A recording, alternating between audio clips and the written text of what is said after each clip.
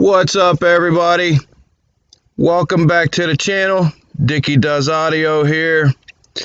Hey, in this video I wanted to show you guys how I took these white Miller and Kreisel speakers that I bought used, that some dummy painted white, and transformed them back to black. I did that just using this Krylon Fusion paint. It's what was it? It was satin that I used, so it would have just a little bit of a sheen to it. I didn't want flat or matte black. And then just with the fine sanding sponge, so I could make sure that they were perfectly clean before I actually did any painting. And so what I'm doing here is I didn't take any of the drivers out. So I tried to make sure that I got my tape up against the tweeters and the drivers as tight as possible. I thought about taking all of the speakers out, and I just thought that would be a big headache, with 3 tweeters and 2 drivers and the crossovers and each wire going to what.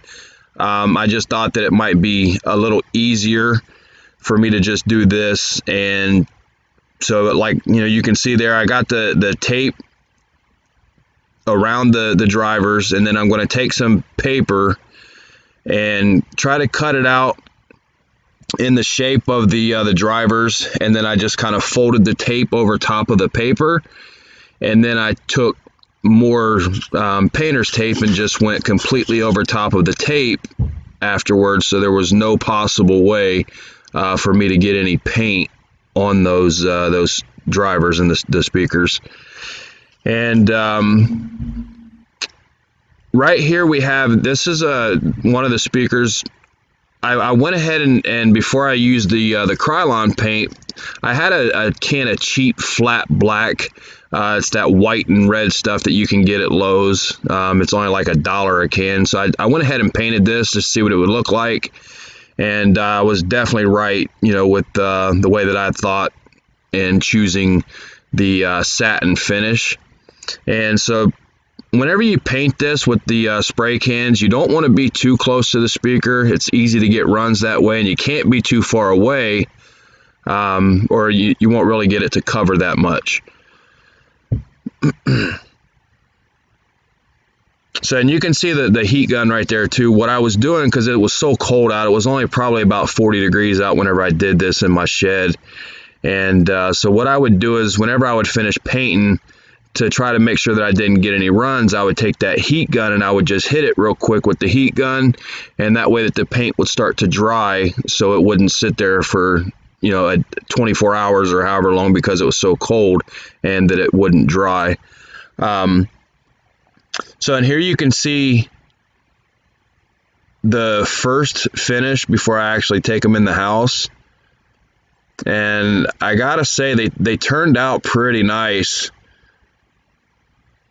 Especially from that ugly white. I don't know why somebody would have painted them white, but they did, and it gave me a project. I was really happy to do this. I like to do stuff like this, even though it's fairly simple. I just enjoy doing things like this. You can see right there to the left in that little picture up there, the ugly white, and then what I'm doing right there, the paint, it was a little dusty still, and once I took a wet cloth and wiped that off, it wiped off very nicely. And you can see right there, I did need a little bit of spackle I could have used right there, but I missed it. No big deal though. These things turned out really, really nice. You're talking $10 in paint and a $3 sponge to turn these back into some beautiful black speakers, that almost, I would say these look almost as good as they did when they were new. So anyway, if you guys are interested in things like this, any kind of DIY projects, home theater, audio, hit the subscribe button, like this video, drop me a comment, and so until next time, thanks.